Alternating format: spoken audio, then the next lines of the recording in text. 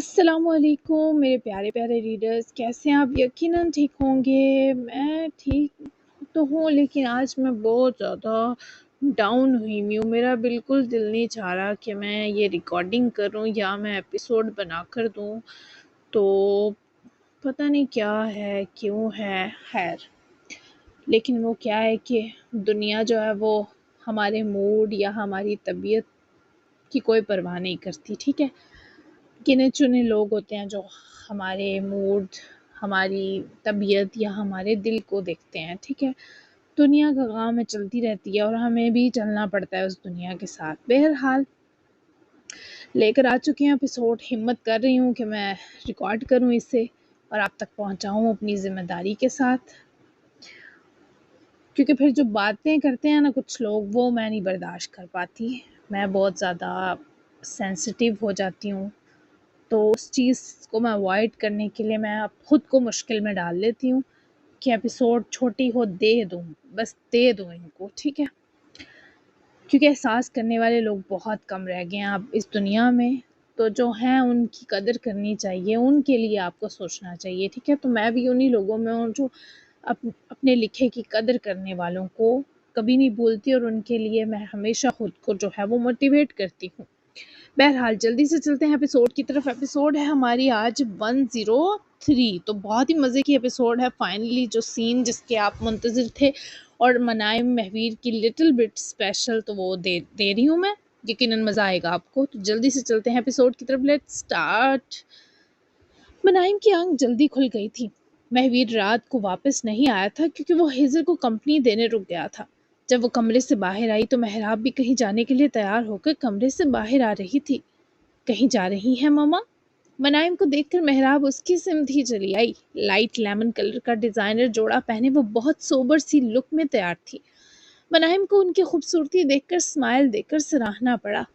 ہاں میری جان، کچھ یتیم بچیوں کی شادی کروا رہی ہے ہماری این جی او، اسی سلسلے میں جا رہی ہوں اور کچھ میٹنگز بھی ہیں۔ تم کیوں جا گئی؟ نیند لیتی نا میری جان، اب درد کیسا ہے؟ کمی ہوئی کچھ؟ وہ منائم کے لیے ابھی بھی فکر مند نظر آئی، جبکہ منائم نے ماما کو تشفی کرواتی نظروں میں لیا۔ بہتر ہے، بس وہ سب مجھے دماغ سے نہیں نکل رہا ماما۔ میں سوچ رہی ہوں ناشتہ بنا لوں، اس سے میرا دھیان بڑھ جائے گا۔ منائم کا خیال محراب کو بھی پسند آیا، لیکن وہ اس حال میں کام کرے یہ بھی گوارا نہ تھا۔ تم کھڑی ہو سکو گی؟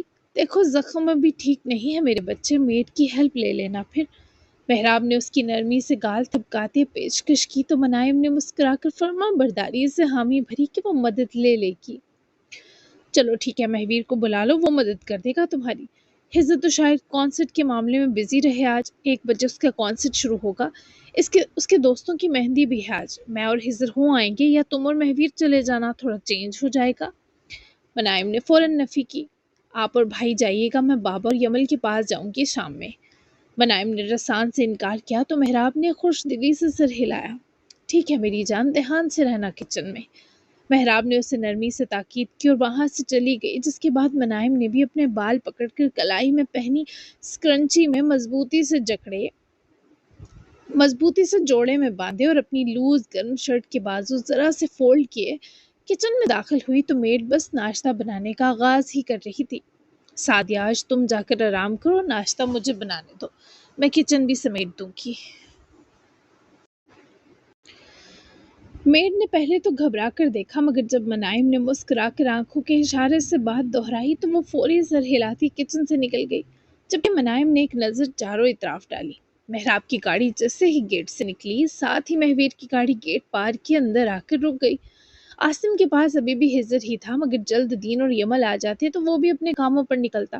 رات بھر وہ اور مہویر بس اپنی زندگی کے بارے ہی باتیں کرتے رہے۔ کچھ شکوے شکایات بھی ہوئے، لیکن سالہ بہنوئی نے اچھا وقت گزارا تھا۔ جبکہ منائم نے گہری سانس لی، کچن کی خاموشی میں جیسے سے سکون محسوس ہوا۔ چولہے کے پاس کھڑی وہ احتیاط سے برتن اٹھانے لگی۔ زخم ابھی مکمل ٹھیک نہیں ہوا تھا، مگر اس کے ہاتھوں میں ایک عجیب سی ضد تھی۔ اس نے آٹا نکالا ہی تھا کہ پیچھے سے آہٹ ہوئی۔ وہ ساری رات جاگتا شیر واپس آ چکا تھا، تھوڑا تھکا ہوا، مگر ابھی اس کی آنکھیں جو دیکھ چکی تھی ان کی چمک بھر آئی تھی۔ ڈاکٹر نے تمہیں کچن میں جنگ لڑنے کی اجازت کب دی مانو؟ مہویر کی بھاری مگر دبی ہوئی آواز سن کر منائم کے ہاتھ رک گئے۔ وہ پلٹی اور دروازے کے ساتھ ٹیک لگائے کھڑے مہویر کو دیکھ کر اس کے ہونٹوں پر مبہم سی مسکراہٹ آ گئی۔ میں جنگ نہیں لڑ رہی، ناشتہ بنا رہی ہوں، وہ سادگی سے بولی تو مہویر سیدھا اس کی طرف بڑھا۔ اس نے ملائم کو عقب سے اپنے سینے لگاتے اپنا ایک ہاتھ اس کے پیٹ پر رکھا۔ پٹی ابھی تک بندھی تھی۔ اور ہمارا بچہ یہ بھی ناشتہ بنا رہا ہے اپنی ماما کے ساتھ، اور یہ تمہارے پیٹ کا زخم بھی ہیلپ کروا رہا ہے۔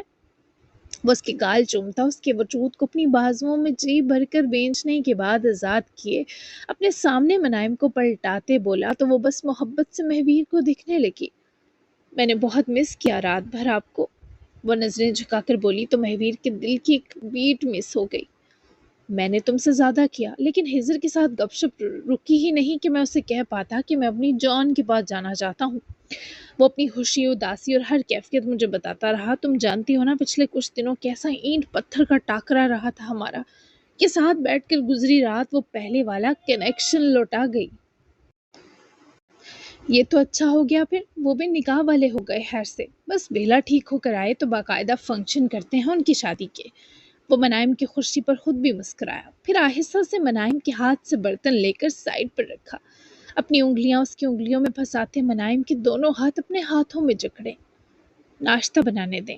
وہ مہویر کی نظروں کا محور اپنا آپ بھام کر اپنا آپ چھڑوا گئی۔ میں مدد کرتا ہوں۔ منائم کی آنکھیں ذرا سی مسکرائیں۔ آپ بنائیں گے؟ مہویر نے بھویں اٹھائیں۔ ہاں کیوں، نکاح کے شروع والے دنوں میں یہی بندہ ناشتہ بنا کر دیتا تھا تمہیں اپنے گھر۔ وہ ہلکا سا اس کے چہرے پر جھکا، مگر منائم نے بر وقت اس کا خدف چھین کر چہرہ موڑا تو مہویر بھی منہ بسوڑ کر فریج کھول کر چیزیں نکالنے لگا۔ منائم ہونٹ دبا کر مسکرائی، اسے اس کا یہ منہ بسوڑنا ہمیشہ سے کمزور کر دیتا تھا۔ ناراض ہو گئے؟ وہ ذرا سا اس کے قریب آئی، آواز میں ہلکی سی نرمی تھی۔ نہیں، میں تو بہت خوش ہوں بیوی منہ بھی موڑ لے اور شوہر کو تھکا ہرا گھر آ کر ناشتہ بھی خود بنانا پڑے، کمال زندگی ہے۔ مہویر نے فریج سے انڈے نکالتے ہوئے بنا اسے دیکھے دل کے پھپولے پھاڑے جواب دیا تو وہ اس پر ٹوٹ کر آتا پیار سنبھالنے کے جتن کرنے لگی۔ ڈرامہ بند کریں اور یہ بتائیں کیا بنائیں گے؟ مہویر نے اسے فوری دیکھا، اس کی نظروں میں وہی شرارت لوٹ آئی، اس کی نظروں میں سابقہ شرارت لوٹ آئی۔ بمب، وہ جان بوجھ کر بولا تو منائم نے فوراً اس کے بازو پر ہلکا سا مکہ مارا۔ مہویر، وہ اسے بچوں کی طرح ضد ہو کر پکاری۔ اچھا ٹھیک ہے، انڈے ٹوسٹ اور چائے سمپل رکھیں گے کیونکہ شیف زخمی ہے، وہ اس کی طرف اشارہ کر کے بولا تو منائم نے آنکھیں گھمائی۔ شیف و باپ ہیں اور آپ ہٹے کٹے ہیں، اس لیے سمپل نہیں پراٹھے بھی ہوں گے۔ وہ کاؤنٹر سے لگ کر کھڑی حکم دے گئی تو مہویر نے سب کام چھوڑتے اس کی طرف رخ کیا۔ اپنی طرف بے خودی سے بڑھتے مہویر کو دیکھ کر منائم کا گلا عجیب طرح خشک پڑا۔ یہ شب تھکا ہارا ہے، اس کا وجود کسی کی نرم بازوؤں اور ملائم ہونٹوں کی نہ ختم ہوتی مہربانیاں مانگ رہا ہے، کسی کی بے باک شدتیں مس کر رہا ہے، کسی کا ٹوٹ کر بکھرنا طلب کر رہا ہے۔ وہ ہاتھ بڑھا کر منائم کے رخسار، اس کی گردن، اس کی کلائی تک انگلیوں کو پھیرتا اسے نرمی سے اٹھا کر اوپر شیلف پر بٹھا گیا، اور وہ اب بھی اس کے برابر ہی لگ رہا تھا۔ منائم نے چہرہ نہیں موڑا، بس نظریں جھکا لیں، جس پر مہویر نے اس کے دونوں نرم ملائم ہاتھ پکڑ کر دیوانگی سے چومے۔ پھر وہ اس کے چہرے کی جانب بڑھا ہی کہ وہ منہ دوسری طرف کرتی اسے کچھ دکھا رہی تھی۔ آپ کام کریں ورنہ ناشتہ دوپہر میں بنے گا۔ منائم نے خود کو سنبھالتے ہوئے اس کی توجہ بھٹکانے کو کہا تو مہویر نے فوراً ایک انڈا اس کے ہاتھ میں تھمایا اور قریب ہی باؤل رکھا۔ یہ توڑ دو مانو، اور اچھے سے توڑنا، وہ اس کو دھمکی دیتے انداز میں کہتا پیچھے ہوا تو وہ بگڑی۔ ورنہ کیا کریں گے؟ وہ بھی جواباً گھوری۔ ورنہ میں تمہیں توڑ دوں گا، وہ آنکھ دبا کر بولا تو منائم نے دانت پیسے اس کی مانی ہے اس جوابی کاروائی۔ منائم کے رخسار گرم کر گئی۔ دیکھ لوں گی آپ کو۔ وہ انڈا توڑنے لگی مگر ہاتھ ذرا سا پھسلا اور چھلکا زیادہ ٹوٹ گیا۔ اوہ! منائم کے منہ سے اچانک نکلنے پر مہویر فوراً اس کے قریب آیا، اس کے ہاتھ اپنے ہاتھ میں لے لیے۔ آہستہ، میں ہوں نا۔ اس کی آواز اچانک نرم ہو گئی۔ وہ اس کے ہاتھ رول سے ٹشو اتار کر صاف کرتے ہوئے کچھ لمحے یوں ہی تھامے رہا۔ منائم کی سانس ہلکی سی اٹکی، اس نے نظریں اٹھا کر مہویر کو دیکھا اور دونوں ایک لمحے کو بس ایک دوسرے میں کھو گئے۔ مہویر، ناشتہ، وہ بمشکل بولی تو مہویر جسے ہوش میں آیا ورنہ ان محملی سانسوں نے ہوش ہی اڑا دیا تھا۔ ہاں ناشتہ، وہ ہلکا سا کھسے آیا اور پیچھے ہٹ گیا۔ اس کے بعد مہویر نے اس کو بس دیکھنے کا منصب دیتے باقی سارا ناشتہ خود بنایا۔ چائے بنتے وقت مہویر نے کپ میں تھوڑی سی ڈال کر اس کی طرف بڑھائی۔ چکھو میٹھا۔ منائم نے ایک گھونٹ لیا اور گندا چہرہ بنا لیا۔ منائم کے منہ بسوڑنے پر مہویر فوراً الرٹ ہوا۔ کیا ہوا؟ منائم نے اسے دیکھا، پھر آہستہ سے مسکرا دی۔ ٹھیک ہے، زہر نہیں ہے، لیکن آپ میٹھا ڈالنا بھول گئے۔ مہویر نے اس کے ہاتھ سے کپ لے کر وہ آدھا بچا سپ لیا اور یوں سرور سے اس کا ذائقہ لیے مسکرایا کہ منائم نے ہونٹوں کو باہم میچ کر ہنسی روکی۔ میٹھی ہے چائے، تم نے منہ جو لگایا اس سے، مجھے بھی میٹھا تم نے ایسے ہی کیا تھا، ورنہ کتنا کڑوا تھا میں منائم ملک۔ وہ اس سے پہلے پھر بہکتا منائم نے آہستگی سے نیچے اتر کر چولہے کے پاس جا کر قدم روکے، مگر وہ بہکا آدمی اس کے عقب میں دوبارہ آ رکا جہاں پراٹھا توے پر ڈال کر وہ جناب رومانس جھاڑنے میں لگ گئے تھے۔ وہ بہکا آدمی اس کے عقب میں دوبارہ آ رکا جہاں پراٹھا توے پر ڈال کر وہ جناب رومانس جھاڑنے میں لگ گئے تھے۔ منائم نے آہستگی سے پلٹا، پر مہویر کا ہاتھ منائم کو اپنے اطراف حائل ہوتا محسوس ہوا۔ وہ یوں اس کے عقب میں رک کر اس کے بالوں اور جسم کی خوشبو اپنی سانسوں میں بھر رہا ہو جیسے وہ کوئی نشہ آور شے ہو۔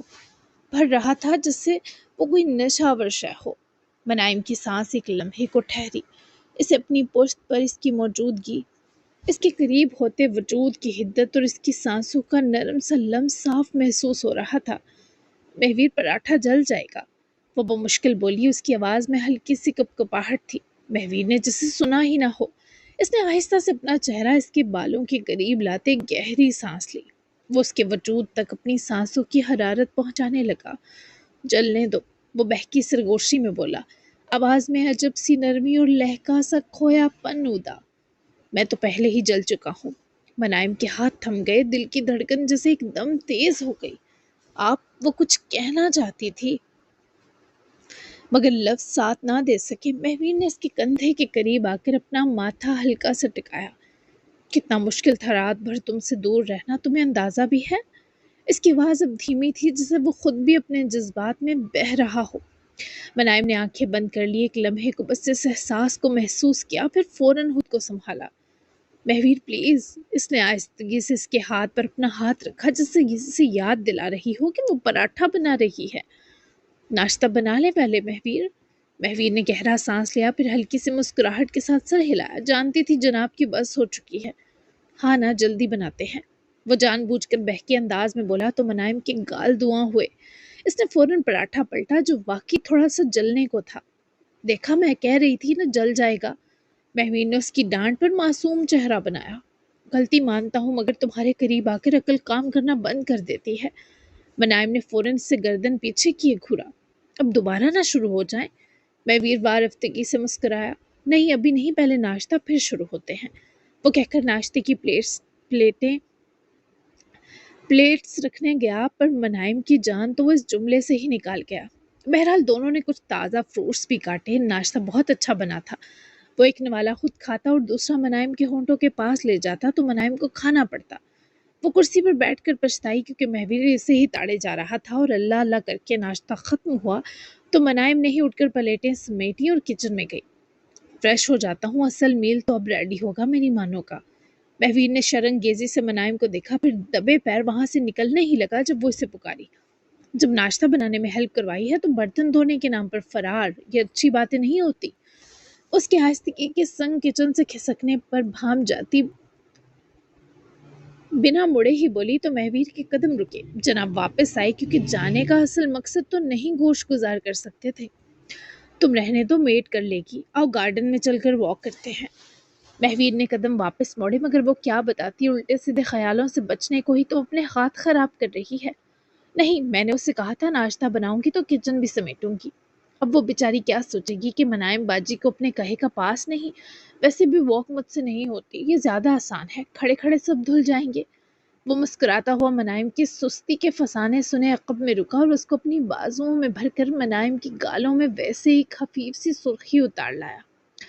یہی سستی رہی تو تم اڑنے والا غبارہ بن جاؤ گی مانو۔ وہ اس کی برتن دھونے میں جس طرح مدد کر رہا تھا، ایسے برتن آج نہیں دھل سکتے تھے۔ وہ اس کی گردن، گال اور بالوں میں جذب سانسیں محسوس کر رہی تھی۔ یہ غبارہ آپ کو لے کر ہی اڑے گا۔ وہ بکھلا کر اس کے ہاتھ اپنے پیٹ سے کھولتی فرار ہونے لگی، مگر مہویر نے اس کو بازوؤں سے پکڑ کر واپس جھٹکے سے اپنے قریب لا کھڑا کیا۔ کیا تمہیں کل کا اظہار محبت یاد ہے نا اپنا؟ اس کے بعد تو فرار نہیں کرنا چاہیے تمہیں، کیوں بھاگ رہی ہو مجھ سے؟ وہ بہت مشکل سے آنکھیں اٹھا کر مہویر کو دیکھ سکی۔ میں بھاگ نہیں رہی بس، میں بھاگ نہیں رہی بس، وہ بولتے بولتے رک گئی، اس کی سانس ہانپ گئی۔ بس؟ مہویر نے ہلکا سا جھک کر پوچھا۔ بس خود کو سنبھال رہی ہوں، آپ نے کہا تھا جب آپ محبت سے چھوئیں گے تو وہ مجھ سے برداشت نہیں ہوگا، ڈرایا ہوا ہے آپ نے مجھے۔ وہ دھیرے سے آنکھیں نیچے کی منمنائی۔ ساتھ مل کر سنبھالتے ہیں اور ساتھ مل کر دیکھتے ہیں کہ مہویر مساق منائم ملک کو محبت کے ساتھ کیسے اپنے جسم و جاں میں بساتا ہے۔ وہ اس کے الفاظ کی حدت پر گھبرا سا جاتی، کانپی، مگر مہویر کی بازوؤں کی پناہ موجود تھی۔ میں زخمی ہوں، تھوڑا تو خیال کریں۔ وہ اس کے چہرے کو رحم طلب نظروں میں بھر کر منمنائی تو مہویر کی پر طلب نگاہوں میں نرمی اتری۔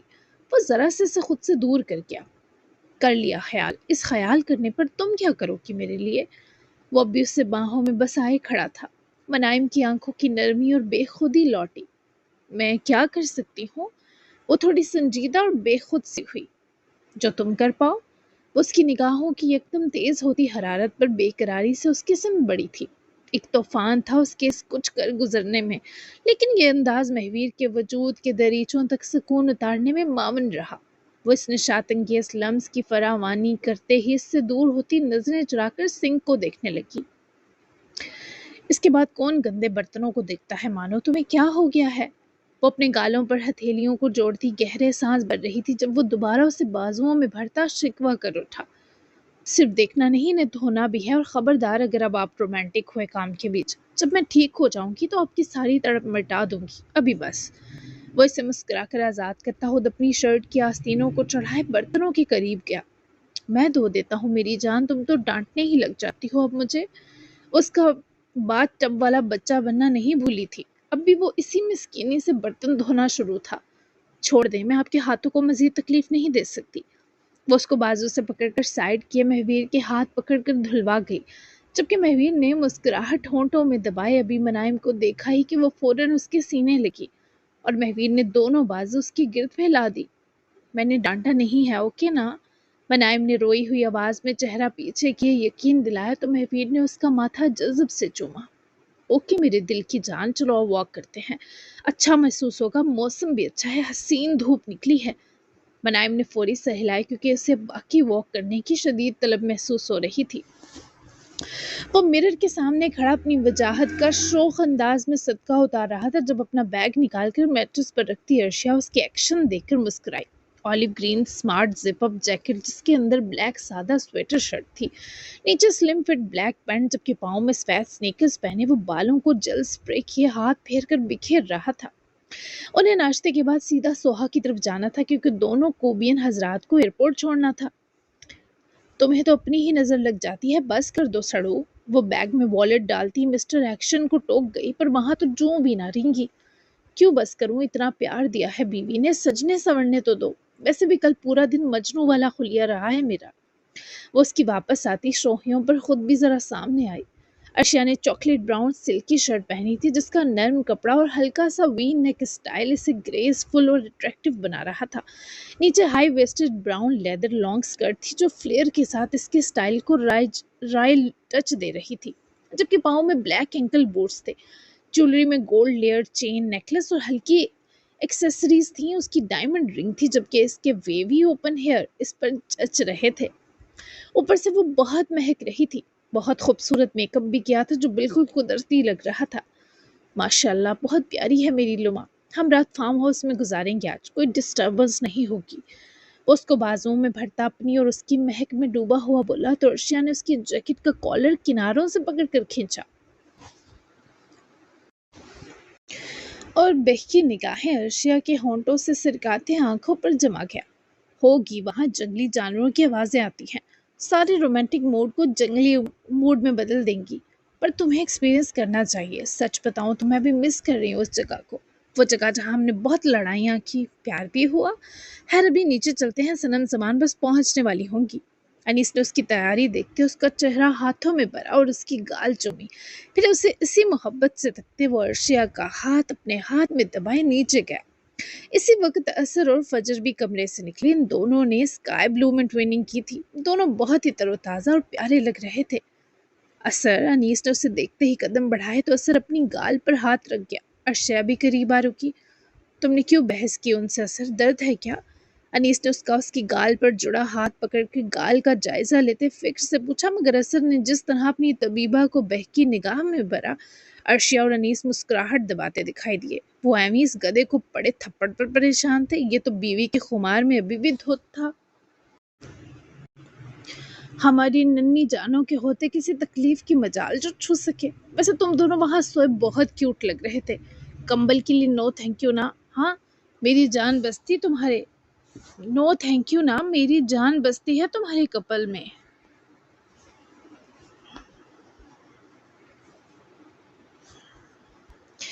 میری جان بستی ہے تمہارے کپل میں، تمہارے پیارے کپل میں۔ اثر کا مہکا اور تر تازہ انداز جس سے سوہیاں جھڑ رہا تھا، سبھی مسکرا دیے۔ صدقے، لیکن تھپڑ والی بات ہم نہیں سہ سکے۔ خیر آؤ فجر، ہم ناشتے کو دیکھتے ہیں۔ ان کی بیویاں سامنے ہیں تو سمجھو کوئی سنجیدہ بات ہونی ناممکن ہے۔ ارشیا نے آکورڈ سی سچویشن میں پھنسی فجر کو خود ہی اس میدان سے ان حضرات کو شرم دلاتے نکالا، جبکہ انیس نے اثر کا کالر دبوچ کر اسے ہوش میں واپس لایا۔ کیسے ندیدوں کی طرح دیکھ رہے ہو اثر، جیسے کسی اور کی بیوی ہے؟ آؤ وہاں بیٹھتے ہیں، مجھے بتاؤ کیا ہوا تھا، کیوں تھپڑ مارا انہوں نے؟ اثر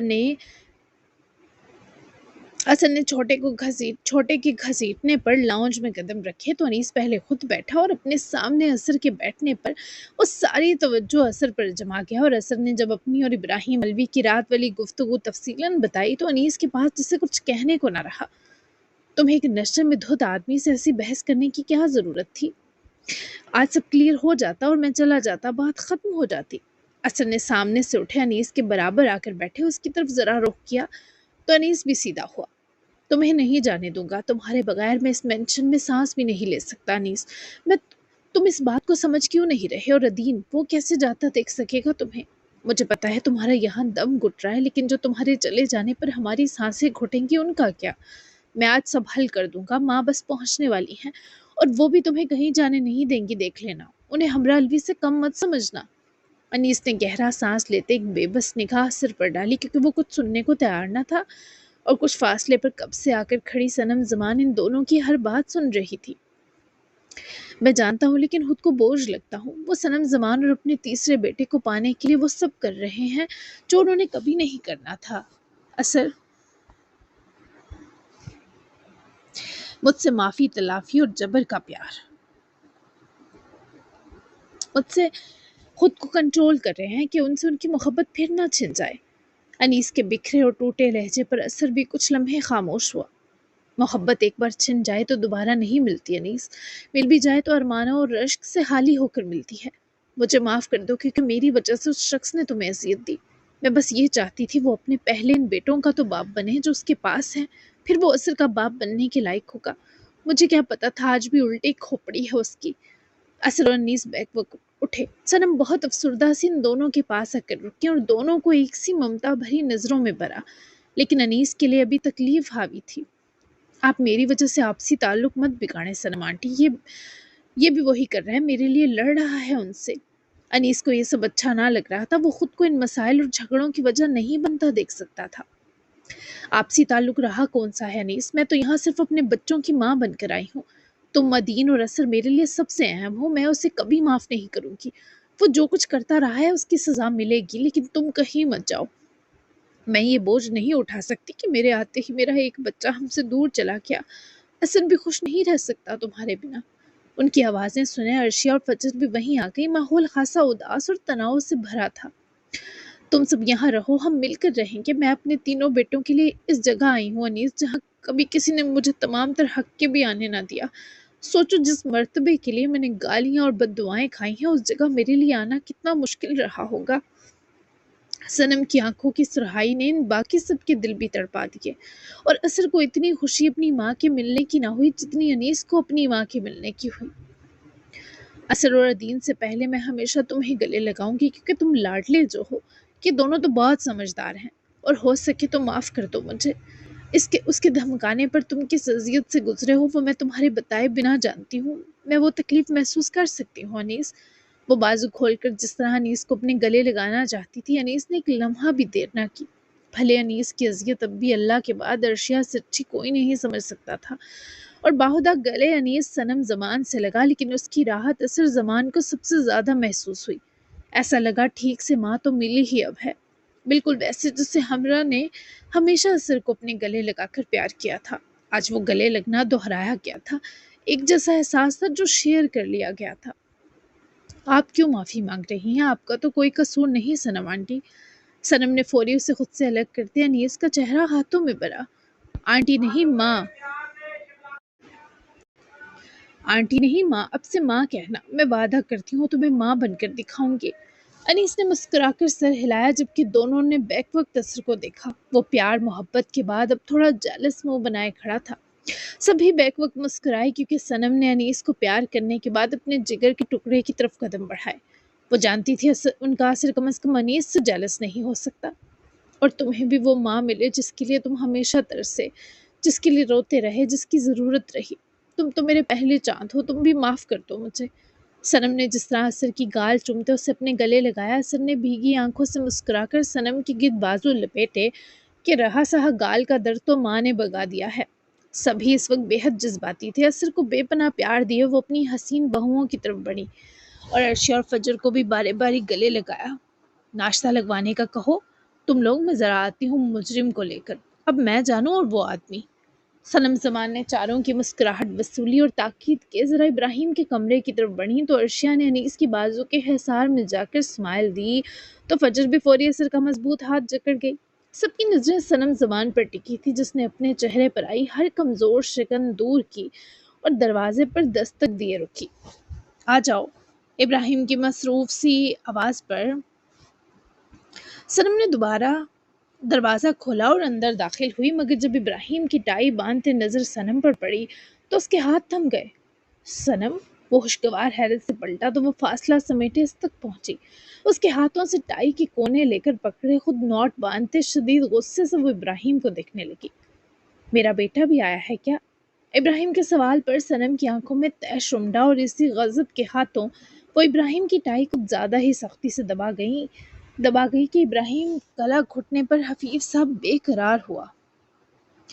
تم اپنے اور میرے بیٹے سے ملنا چاہتے ہوتے تو ایسی گری حرکت نہ کرتے۔ تمہیں میری بات شاید سمجھ نہیں آئی تھی ابراہیم۔ تم کیا ساری زندگی ایسے ہی عقل سے پیدل رہو گے، سوچ سمجھ سے محروم؟ بس جو تمہیں صحیح لگتا ہے وہی کرتے رہتے ہو، تمہیں نتائج کی کوئی فکر نہیں ہوتی۔ وہ اس کے کھانسنے پر 2 قدم دور ہوئی تو ابراہیم نے ٹائی کی نوٹ پکڑ کر ڈھیلی کی۔ ہوا کیا ہے؟ وہ جیسے سمجھ نہ پایا اس درجہ وہ کیوں بھڑک رہی ہے۔ وہ اس کی طرف بڑھا ہی جب صنم نے اپنے بازو جھٹکے، ابراہیم صوفے پر جا گرا، کیونکہ اس وقت وہ بہت زیادہ غصے میں تھی۔ دور ہٹو مجھ سے، تم کیسے باپ ہو یار؟ مجھے لگا تھا بس شوہر ناکارہ اور بزدل ہو، تم تو باپ بھی فضول ہی نکلے۔ وہ جیسے پھٹ پڑی تھی، ابھی تو تھپڑ کا راز کھلنا باقی تھا۔ ہاں ایسا ہی ہوں، تم بھی جتا لو۔ ابراہیم نے اپنا سر ہاتھوں میں گرا کر جب اس سب کا اعتراف کیا تو صنم کو مزید اشتعال چڑھا۔ شرم تو نہیں آئی یہ کرتے ہوئے؟ کیا حال کر دیا تم نے اس بچے کا؟ میں نے کہا تھا اسے راضی کرنا ہے اس کے دل کی رضا پر، نہ کہ اسے دھمکانے پر اتر آؤ۔ You know what ابراہیم، تم اس لائق ہی نہیں تھے کہ اللہ تمہیں اولاد دیتا، وہ بھی 3 دن بیٹے۔ مجھے بتاؤ تم نے کیا سوچ کر اسے دھمکایا؟ ابراہیم نے اپنا ہاتھوں میں گرایا سر اٹھا کر صنم کو دیکھا جو ہرگز اسے بخشنے والی نہ تھی۔ میں نشے میں تھا۔ ابراہیم کے شکست خوردہ تاثرات پر صنم نے کہکہا لگایا۔ یہ چیز نشے میں تھا؟ تم نشے سے باہر آئے ہی کیوں ہو پھر؟ جاؤ وہیں چلے جاؤ، تمہارے لیے تو زندگی بس ڈرامے بازی ہے۔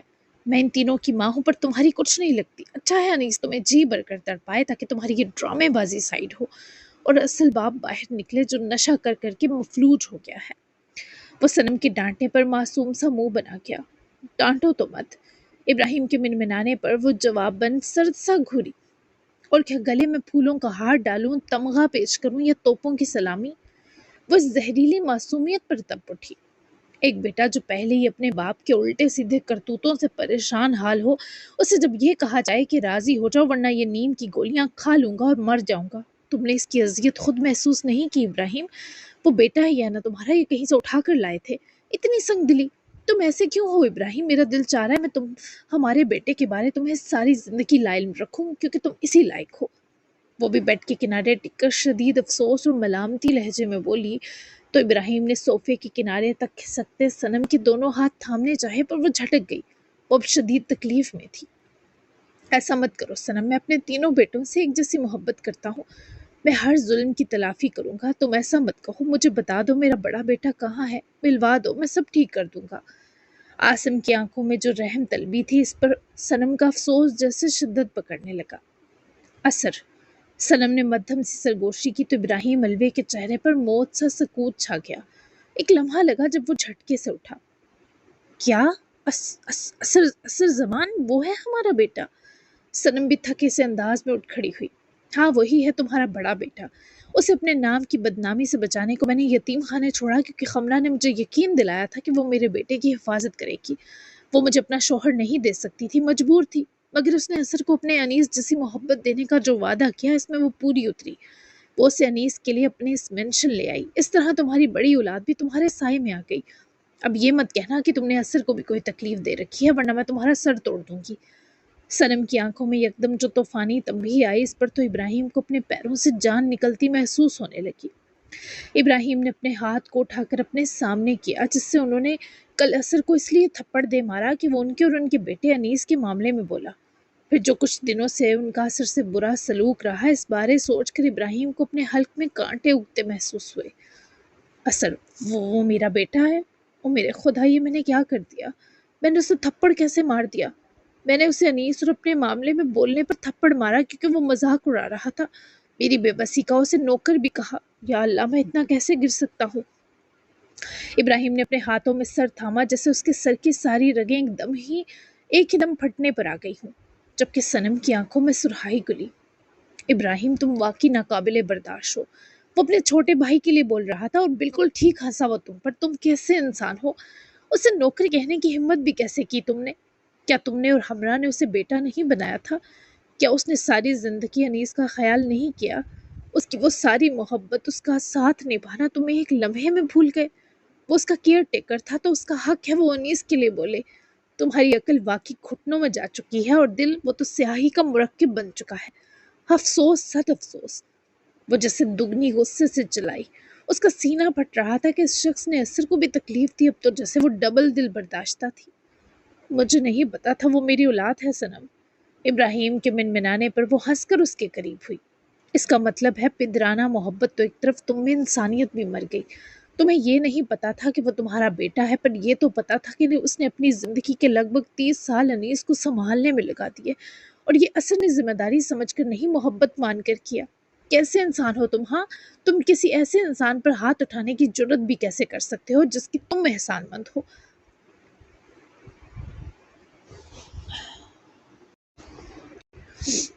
وہ غصے سے زیادہ اب تکلیف میں تھی۔ اس شخص نے رہی سہی ساری امیدیں بھی چکنا چور کر دی۔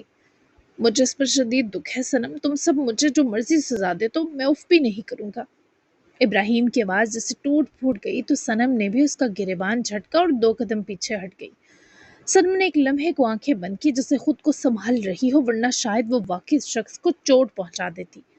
پھر اس نے آہستہ سے آنکھیں کھولی، اور اس بار اس کی نگاہوں میں صرف غصہ نہیں تھا، ایک ٹوٹا ہوا یقین بھی تھا۔ سزا؟ وہ ہلکی سی ہنسی، مگر وہ ہنسی تن سے بھری تھی۔ تمہیں لگتا ہے یہ سب سزا سے ٹھیک ہو جائے گا ابراہیم؟ ابراہیم اس کے استفسار پر خاموش رہا۔ اس کا سر جھکا ہوا تھا، جسے ہر لفظ اس پر ہتھوڑے کی طرح لگ رہا ہو۔ صنم نے ایک قدم اس کی طرف بڑھایا، مگر اس بار اس کا انداز سرد تھا۔ سزا تو تب ہوتی ہے جب کوئی جرم چھوٹا ہو۔ تم نے تو رشتے توڑے ہیں، دل توڑے ہیں، اور سب سے بڑھ کر ایک ایسے انسان کو توڑا ہے جو تمہیں ٹوٹنے سے بچانے والوں میں شمار تھا۔ ادین تمہارے شر سے بچا ہوا ہے۔ اس سے اس کی ماں جو چھن گئی تھی، اس کے پیدا ہوتے، شاید تبھی وہ تمہارے ظلم سے بچ گیا، لیکن باقی دونوں بیٹوں کو تم نے بہت تکلیف دی۔ ابراہیم کی آنکھوں سے آنسو بے اختیار نکل پڑے۔ میں اسے کیسے فیس کروں گا صنم؟ اس کی آواز میں خوف تھا، شرمندگی تھی، اور ایک باپ کی بے بسی بھی، جیسے ایک مجرم اپنے متاثرہ شخص کے سامنے جاتا ہے سر جھکا کر، شرمندہ ہو کر۔ تم نے انیس کے ساتھ جو برا کیا وہ تو ناقابل معافی ہے، لیکن تم جو اثر کی ساری ریاضت حق کی، یہ در میرے سینے میں تیر کی طرح گڑا ہے۔ مجھے نہیں لگتا میں تمہیں کبھی محبت بری نظروں سے دیکھ پاؤں گی ابراہیم۔ تم نے سب خاک کر دیا، میری رہی سہی محبت، میرا مان، افسوس ہے تم پر، شدید افسوس۔ اب باہر چلو اور جو میس پھیلایا اسے سمیٹنا شروع کرو۔ تمہیں اب اپنے بیٹوں سے کی زیادتیوں کی تلافی کرنی ہے۔ مجھے بھاڑ میں جھونکو، میں نے بھی جھونک دیا تمہیں۔ ابراہیم کے لیے وہ الفاظ کسی فیصلے سے کم نہ تھے۔ اس نے سر اٹھایا، آنکھوں میں درد، پچھتاوا اور ایک عجیب سا خالی پن تھا۔ صنم، اس نے بس اس کا نام لیا جیسے کچھ اور کہنے کی ہمت ہی نہ رہی ہو، مگر صنم رکنے والوں میں سے نہیں تھی، وہ پلٹی بھی نہیں۔ نام لینے سے کچھ نہیں بدلے گا ابراہیم، جو کہا اس پر عمل کرو۔ صنم کا یہ جملہ سیدھا اس شخص کے وجود میں اتر گیا۔ ابراہیم نے آہستہ سے مجرمانہ انداز میں سر گرایا اور صنم کے سنگ وہ دروازے کی طرف بڑھا، ہر قدم کے ساتھ جیسے اس کے ماضی کا بوجھ جس کے کندھوں پر اور بڑھتا جا رہا تھا۔ دروازہ کھولتے ہی باہر کی فضا اس کے لیے اجنبی سی لگنے لگی۔ ناشتہ لگ چکا تھا اور وہ چاروں ہی ان کے منتظر تھے۔ صنم اور ابراہیم کو دیکھتے ہی ان چاروں نے اٹھ کر فاصلہ سمیٹا، فضا جس سے منجمد سی ہوئی۔ انیس نے ان کی سمت دیکھا تو متجسس تھا۔ ارشیا نے آہستگی سے اس کا ہاتھ اپنے ہاتھ میں لیے جکڑا، جبکہ ابراہیم کی نظریں صنم پر تھیں جو اثر تک گئی اور اسے زور سے اپنے گلے لگایا۔ اس کے دونوں رخسار چومتے وہ ایک طرف کھڑی ہوئی۔ فجر بھی ان کے ساتھ ہی تھی۔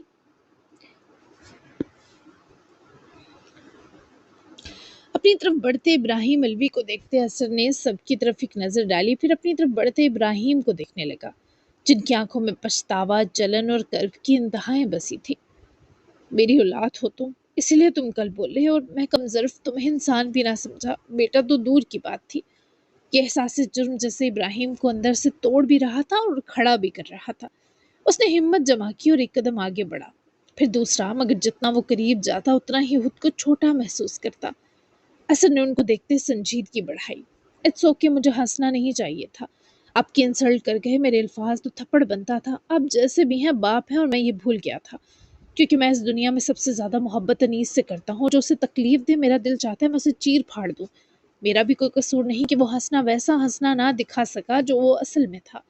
وہ در حقیقت بے بسی اور تکلیف کی انتہاؤں والا ہنسنا تھا۔ اصل کا اپنی غلطی تسلیم کرنا جس سے ابراہیم کا سینہ مزید بھاری کر گیا۔ مجھے معاف کر دو، ابراہیم کی آواز ان کے حلق سے بمشکل نکلی۔ میں نہیں جانتا تھا تم میرے بیٹے۔ ابراہیم کے اس جملے پر جہاں سب کی آنکھیں اذیت میں غرق ہوئیں وہاں اثر پھر مسکرایا، لیکن اس نے ہاتھ ہوا میں بلند کیے ان کو غلط سمجھنے سے روکا۔ دیکھا، یہ ہنسنا مسکرانا مذاق اڑانے سا نہیں ہے، بس میں تکلیف میں یہی کرنا بہتر جانتا ہوں۔ میں یہ سوچ رہا ہوں جس کا پتہ تھا کہ آپ کا بیٹا ہے یعنی انیس، اسے کون سا سکھ دیا آپ نے کہ میرے متعلق یہ آگاہی نہ ہونے پر افسوس کر رہے ہیں۔ اگر میں آپ کا بیٹا نہ بھی ہوتا تو تھپڑ غیر ضروری تھا، کیونکہ میں نے ساری زندگی آپ کو ہی اپنا باپ مانا، اس گھر کو اپنی اچھاؤں میں شمار کیا تھا۔ میں اگر بولا بھی ہوں تو یہ میرے حقوق و فرائض تھے، لیکن کوئی بات نہیں، میرے الفاظ کے دانت آپ کو کاٹ گئے ہوں گے، معذرت چاہتا ہوں۔ اصل کا معافی مانگنا ابراہیم کو مزید زمین میں دفن کرنے سا تھا۔ وہ شرمندگی سے نظریں جھکا گئے کیونکہ ان کے پاس کہنے کو کچھ نہ تھا۔ وہ سب ہی شدید تکلیف میں ڈوبے دکھائی دے رہے تھے۔ جی جناب، تو کیسی لگی آپ کو ایپیسوڈ؟ نیکسٹ ایپیسوڈ بھی بہت مزے کی ہے۔